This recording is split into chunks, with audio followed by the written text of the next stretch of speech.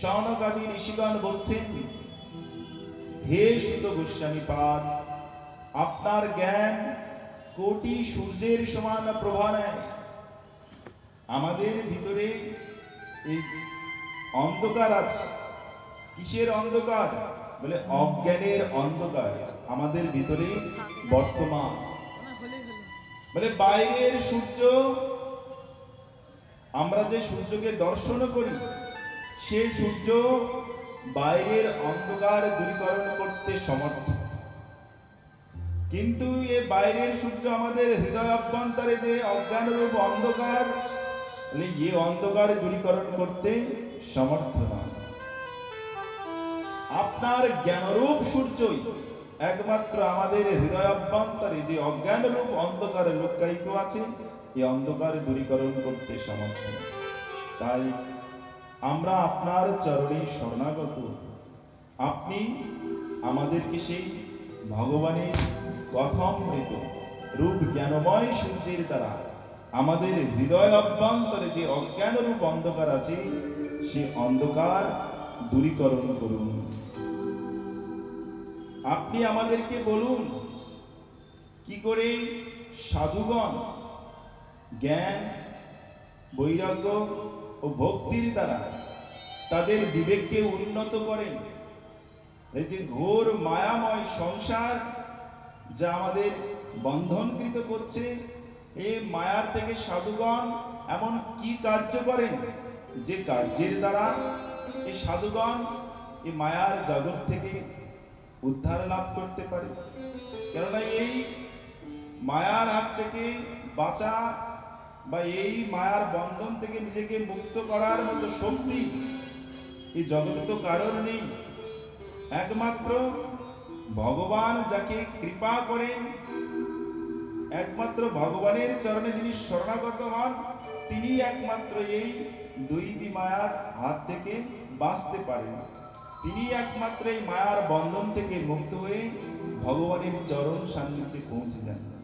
গীতায় তো সে কথাই বলছেন, দৈবীহেষ্বা গুণাময়ী মোম মায়া দুরত্যয়া মামেবায় প্রপদ্যন্তে মায়ামেতং তরন্তি তে। দৈবীহেষ্বা গুণময়ী মোম মায়া দুরত্যয়া, আমার এই দৈবী মায়া অতি বলবান। এর হাত থেকে কেউ মুক্তি লাভ করতে পারে না নিজ নিজ প্রচেষ্টার দ্বারা। একমাত্র সেই জীবী এই মায়ার হাত থেকে মুক্তি লাভ করতে পারে যিনি আমার চরণে শরণাগত হয়। ভগবানের চরণে যিনি শরণাগত হয়, সেই জীবী একমাত্র এই মায়ার হাত থেকে মুক্তি লাভ করতে পারে। তা আপনি আমাদের বলুন, এই সাধুগণ ভক্তগণ এমন কোন কার্যকে তারা অবলম্বন করেছেন যে অনায়াসে এ ভবসাগর পার করে ভগবানের চরণ সান্নিধ্যে তারা পৌঁছে যান? ভক্তি জ্ঞান বিরগ্যতা বিবেক বরদতে মহান মায়া মোহ নিরাশস বৈষ্ণবে ক্রিয়তে কথম। ভক্তি জ্ঞান বিরগ্যতা বিবেক বরদতে মহান। ভক্তি জ্ঞান এবং বৈরাগ্যের দ্বারা তারা তাদের বিবেককে উন্নত করে, ক্রমবর্ধমান করে। আর মায়াময় সংসারকে তারা পরিত্যাগ করেন কোন কর্মের দ্বারা? আপনি কৃপা করে আমাদের কাছে বর্ণন করুন। ইহ ঘোর কলো প্রায় জীবশ্বাসুরতাম গতা মায়া মোহ নিরাশস বৈষ্ণবে ক্রিয়তে কথম। ইহ ঘোর কলো প্রায় জীবস্য সুরতম গতা। এই ঘোর কলিকালে জীব প্রায় সুরভাব পরিত্যাগ করছি, যে দৈব গুণসম্পন্ন ভাব, সে ভাব পরিত্যাগ করে অসুর ভাবের দ্বারা প্রচারিত হচ্ছে, অসুর ভাবের দ্বারা ভাবিত হচ্ছে। মায়া মোহ নিরাশস্য বৈষ্ণবী ক্রিয়াতে ক্লেশাক্রান্ত তস্যৈব শোধনে কিং পরায়ণা। এই মায়ার দ্বারা সকলে এমন ভাবে ক্লিষ্ট জর্জরিত, এই মায়ার হাত থেকে তো কেউ উদ্ধার পাচ্ছে না। তাই এমন কোন পারায়ণ আছে, এমন কোন কর্ম আছে যে কর্ম করলে আমরা এই কলির হাত থেকে রক্ষা পাব? আপনি সেই সাধন আমাদেরকে কৃপা করে বলুন। আমরা আপনার চরণে শরণাগত। কেন? আপনি আমাদের কৃপা করতে পারেন। আমাদের এই জগতের থেকে উদ্ধার করার মতো শক্তি আপনারই আছে, কারণ গুরুদেব আপনাকে সেই শক্তি প্রদান করেছে। আপনি গুরু সেবার দ্বারা সেই শক্তি আপনি লাভ করেছেন। গুরুদেব আপনাকে যে কৃপার দ্বারা স্নিগ্ধ করেছেন, স্নাত করিয়েছেন, আমাদের প্রতি যদি আপনি সদয় হন, তবে আপনি আমাদের এই পথ, এই পন্থা, যাতে আমাদের আত্মকল্যাণ লাভ হয়, সে পথ পন্থার কথা আপনি আমাদেরকে বলুন। চিন্তামণির লোক সুখম সুরুদ্র সর্গ সম্পদম প্রয়াচ্ছতি গুরু প্রীত বৈকুণ্ঠম যোগী দুর্লভম। চিন্তামণির লোক সুখম সুরুদ্র স্বর্গ সম্পদম। চিন্তামণি, এই জগতে একটি মণির কথা শুনতে পাওয়া যায়, চিন্তামণি। সে মণির কাছে যে বিষয় চিন্তা করবেন, মণি আপনাকে জগতের সেই বিষয় প্রদান করবে, জাগতিক বিষয় প্রদান করবে। স্বর্গে একটি কল্প বৃক্ষের কথা শুনতে পাওয়া যায়, যে জীব পুণ্যের ফলে স্বর্গে যায়, সে সেই স্বর্গের কল্পীয় বৃক্ষের কাছে যে বিষয় প্রার্থনা করে, স্বর্গীয় সেই বৃক্ষ, কল্প বৃক্ষ, তাকে স্বর্গীয় সুখ সম্পদে ভরিয়ে দিতে পারে। কিন্তু এই চিন্তামণি স্বর্গের কল্প বৃক্ষ জীবকে বৈকুণ্ঠ বিষয়বস্তু ভগবানকে দিতে পারে না। কে দিতে পারে? যা সৎ গুরুদেব দিতে পারে, যিনি তার নিজের জীবনের সাধনের দ্বারা, সেবার দ্বারা সদ্গুরুদেবের প্রসন্নতা অর্জন করেছেন। সেই ব্যক্তি একমাত্র গুরুদেবের কৃপা লাভ করেন, বৈকুণ্ঠ বিষয়বস্তু লাভ করেন।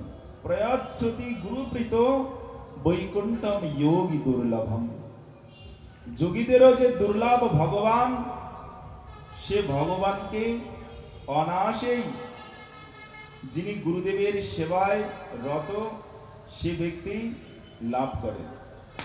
যখন এইভাবে শৌনকাদি ঋষিগণ সুত গোস্বামীর চরণ বন্দনা করছেন, তার গুণকথা কীর্তন করছেন, সুত গোস্বামীপাদ অত্যন্ত প্রসন্ন হয়ে তখন শুধু শৌনকাদি জীবের বা শৌনকাদি ঋষিগণের কল্যাণের কথা বললেন না, বিশ্ব জগৎ সংসারের কল্যাণের কথা বলতে তিনি প্রস্তুত হলেন।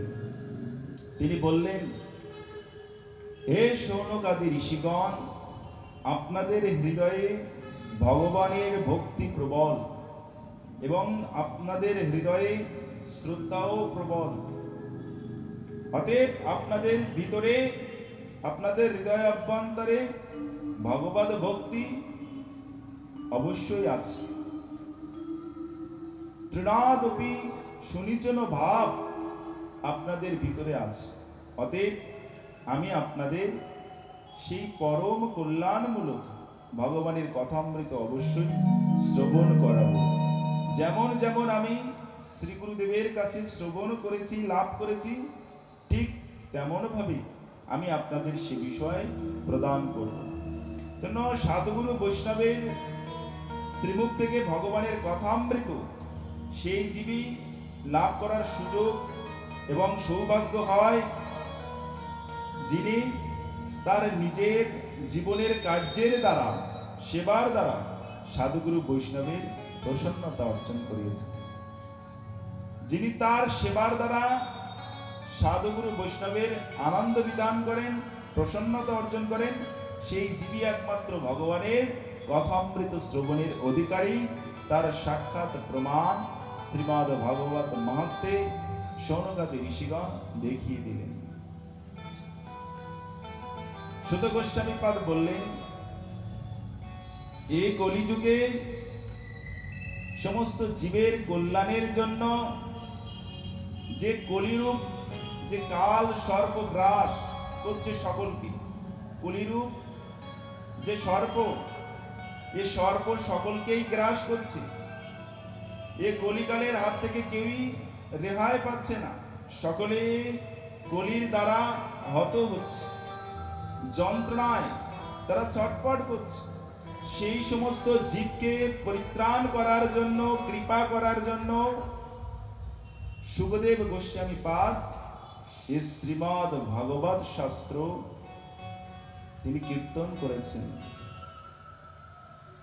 কালো বেলো মুখগ্রাস ত্রাস নির্নাশ হে তবে শ্রীমদ্ ভাগবতম শাস্ত্র কলুকীরেণ ভাষিতম।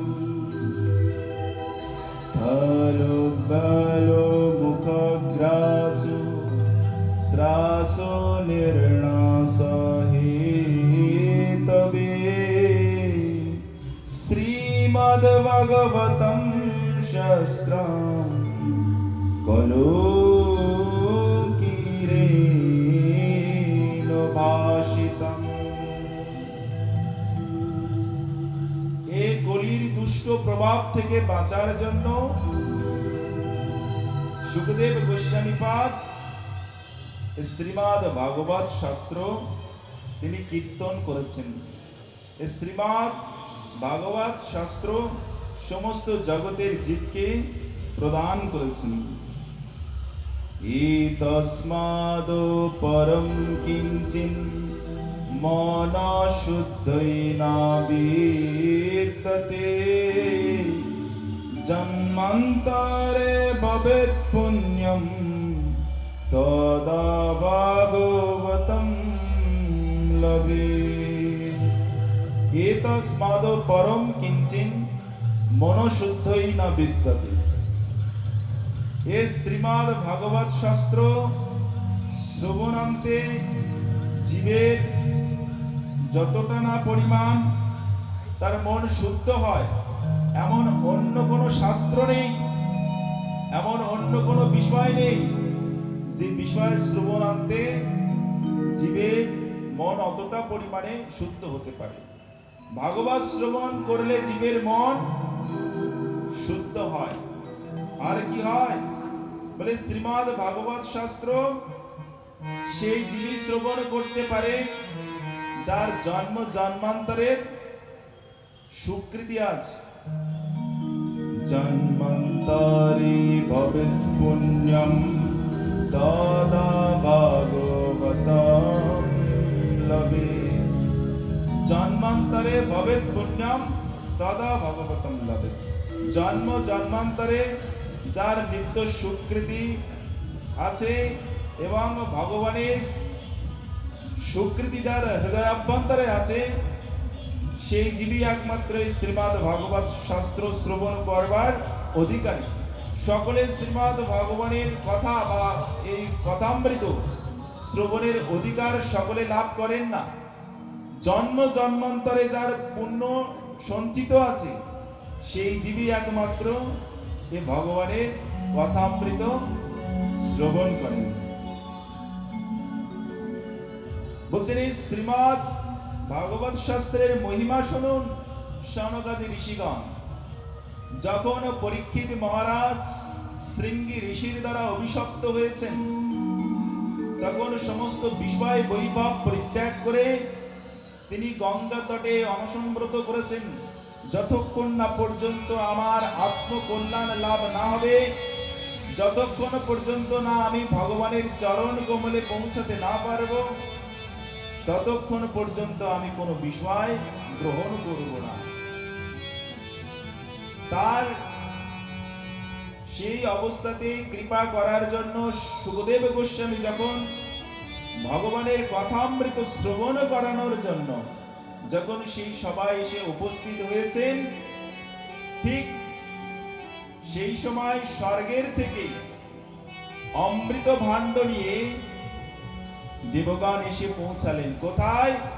পরীক্ষিত মহারাজের সেই সভায়, যেখানে পরীক্ষিত মহারাজ সুখদেব গোস্বামীর শ্রীমুখ থেকে ভগবানের কথামৃত ভগবত কথামৃত শ্রবণের জন্য উপবেশন করছিলেন।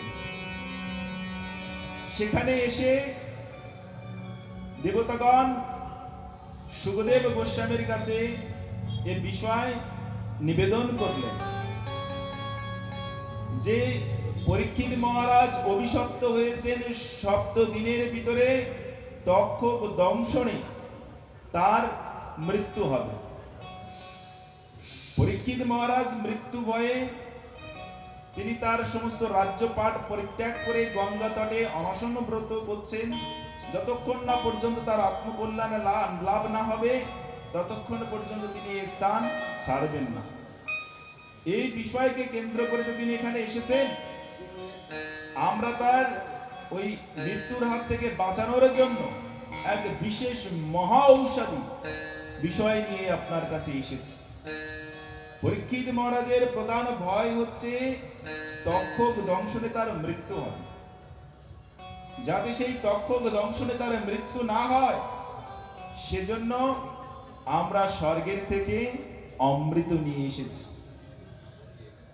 এক কাজ করুন, আমরা নিজেদের ভিতরে আমাদের এই দ্রব্য বা বিষয় বিনিময় করে নিই। আপনি পরীক্ষিত মহারাজকে আমাদের এই স্বর্গে অমৃত পান করান, আর আপনি যে ভগবত কথামৃত পরীক্ষিত মহারাজকে দান করার জন্য বসে আছেন, সেই ভগবানের কথামৃত আপনি আমাদের পান করান। এবং বিনিময়রাতে সুদারজ্ঞা প্রপীয়তম প্রপস্বামভয়ম সর্বে শ্রীমদ্ভগবতম মৃতম। এবং বিনিময়ে যাতে সুদারজ্ঞা প্রপীয়তম, এবং বিনিময়ে যাতে। আসুন আমরা আমাদের নিজেদের এই যে বিষয় বিনিময় করি। আমাদের এই অমৃত আমি আপনার হাতে প্রদান করছি। শুনুন, আমরা এই স্বর্গের অমৃত এমনি এমনি পাইনি। এই দেবাসুর সংগ্রামের ভিতরে সমুদ্র মন্থনের মাধ্যম দিয়ে আমরা এই অমৃত লাভ করেছি। সেই অমৃত আমরা পরীক্ষিত মহারাজকে প্রদান করব, যদি আপনি এই কথামৃত আমাদেরকে প্রদান করেন, এই ভগবত কথামৃত প্রদান করেন। সুখদেব গোস্বামী তখন বিচার করলেন দেবতাদের এই কথা, যে দেবতারা এই অমৃত নিয়ে এসেছে পরীক্ষিত মহারাজকে দেওয়ার জন্য, কিন্তু একটি শর্ত রেখেছেন। কি শর্ত? না, আমি যদি তাদের এই ভাগবত কথামৃত দান করি, তিনি ওই স্বর্গে অমৃত দান করবেন। তখন বিচার করলেন স্বর্গের অমৃতের বৈশিষ্ট্য আর শ্রীমদ ভাগবত কথামৃতের বৈশিষ্ট্য। স্বর্গের অমৃত পান করেও দেবতাদের ভয় কিন্তু দূর হয় না। তারা এই জন্ম মৃত্যুর চক্রের থেকে কিন্তু উদ্ধার লাভ করতে পারে না। তাদের জীবন থেকে দুঃখ কিন্তু চিরদিনের জন্য দূর হয় না। স্বর্গের অমৃত লাভ করেও অসুরের দ্বারা তাদের মাঝে মাঝে কিন্তু স্বর্গের থেকে বিতাড়িত হতে হয়, এবং তাদের সেই পুণ্য যখন ফুরিয়ে যায়, তখন তাদের আবার এই মর্তলোকে ফিরে আসতে হয়। সিনে পুণ্যে মর্তলোকে বিশন্তি। তাদের যখন পুণ্য ক্ষীণ হয়ে যায়, ফুরিয়ে যায়, শেষ হয়ে যায়, তখন আবার এই মর্তধামে তাদের ফিরে আসতে হয়। কিন্তু আমার এই কথা অমৃত যে জীব একবার পান করেছে, সে ভগবানের অভয় পাদপদ্ম লাভ করেছে, ভগবানের অভয় চরণ সান্নিধ্যে পৌঁছে যায়। অভয় শব্দের অর্থ যেখানে ভয় নেই। কিন্তু স্বর্গেতে ভয় আছে। কখন না অসুরগণ এসে আমাদের এই স্বর্গরাজ্য অধিকার করে, কখন না আমাদের এই স্বর্গের থেকে বিতাড়িত করে।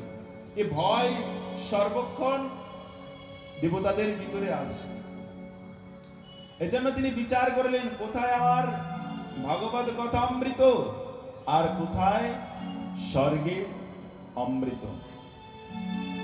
স্বর্গের অমৃত একটি কাঁচখণ্ডের সম, আর আমার ভগবত কথা অমৃত একটি হীরের খণ্ডের সম।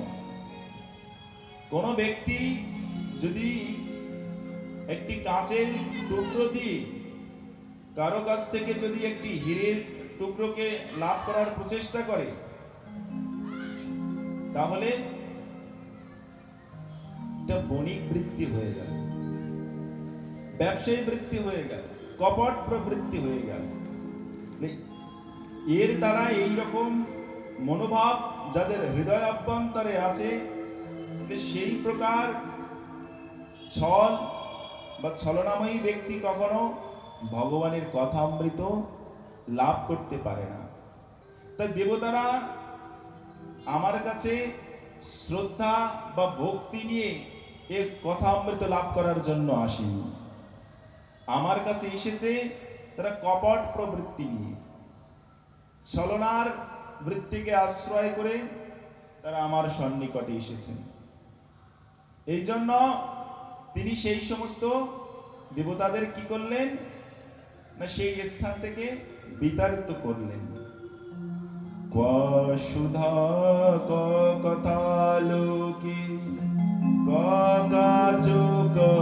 মনির মহান ব্রহ্মরাত বিচারৈব তদা দেবঞ্জ শুভা কথা শুনা। কোথায় আমার কথা আর কোথায় স্বর্গের অমৃত। একটি কাঁচখণ্ড আর একটি হীরের খণ্ডের সম। স্বর্গের দেবতাগণ যেন সেই কাঁচের টুকরো দিয়ে আমার কাছ থেকে হীরের টুকরোটি লাভ করতে চাইছে। তো এই প্রকার ছলনার বৃত্তি যখন দেবতাদের ভিতরে আছে, তো তারা আমার এই কথামৃত লাভ করতে পারবে না। এই জন্য দেবতাদের তিনি সেই স্থান থেকে বিতাড়িত করলেন। সপ্তদিন যখন শুভদেব গোস্বামী ভগবানের কথামৃত কীর্তন করলেন, কথা কীর্তনান্তে ভগবানের পার্ষদগণ দিব্য রথ নিয়ে যখন সেই পরীক্ষিত মহারাজের সভায় আসলেন, যেখানে ভগবানের কথা কীর্তিত হয়েছিল, দিব্য রথ এসেছে। সে সময় ব্রহ্মা বিস্ময় হয়ে গেলেন যে না, এই ভগবানের কথামৃতের ভিতরে এমন কি আছে যে মহারাজ পরীক্ষিত সপ্তদিন এ ভগবানের কথা শ্রবণান্তে স্বয়ং ভগবানের পার্ষদগণ দিব্য রথ নিয়ে এসেছেন তাকে সেই দিব্য ধামে নিয়ে যাওয়ার জন্য। ধাতা বিস্মিতা, ব্রহ্মা বিস্ময় হয়ে গেলেন, আশ্চর্যান্বিত হয়ে গেলেন।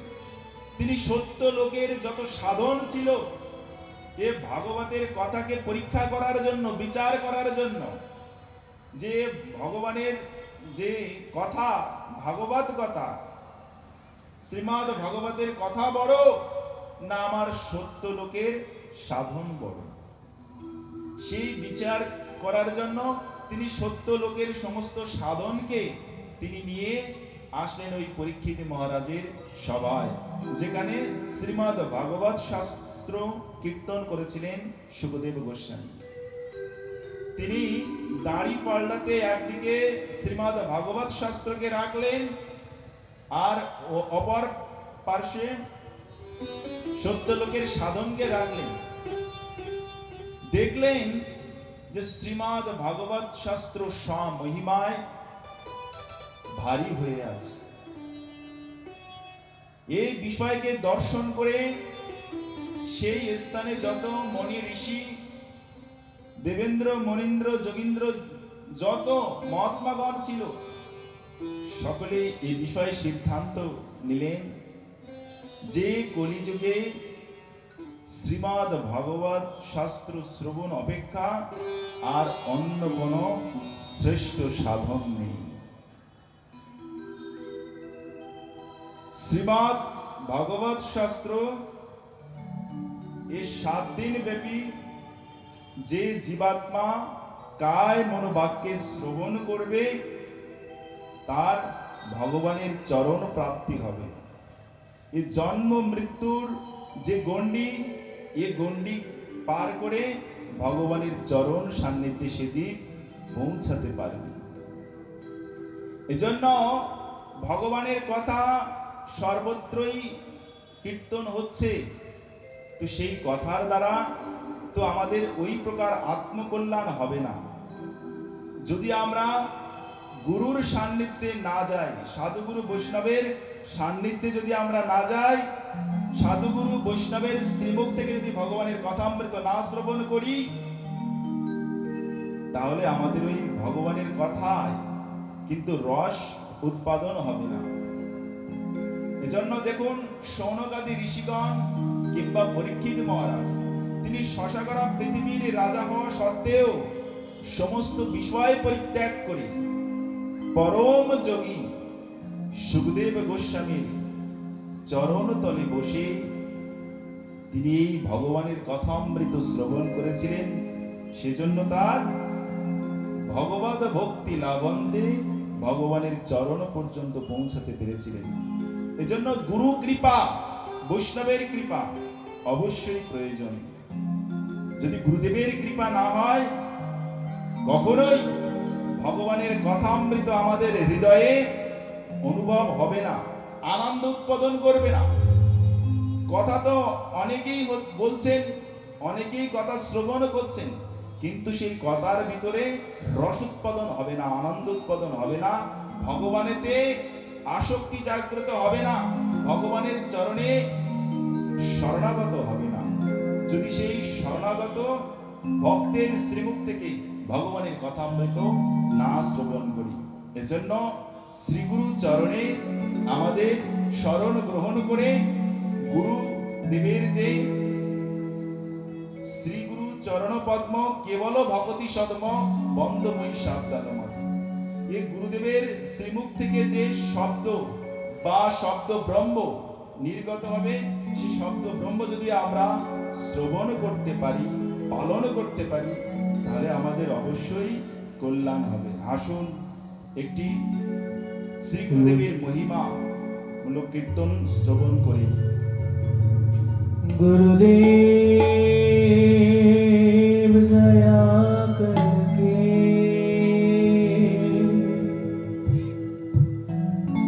मुझको अपना लेना,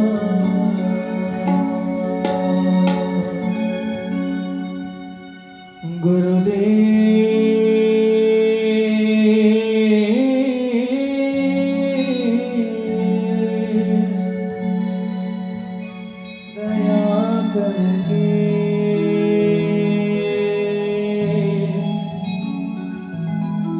मुझको अपना लेना, मैं शरण परा तेरी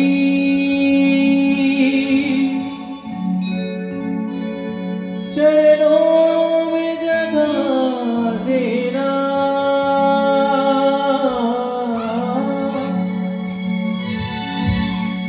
मैं शरण परा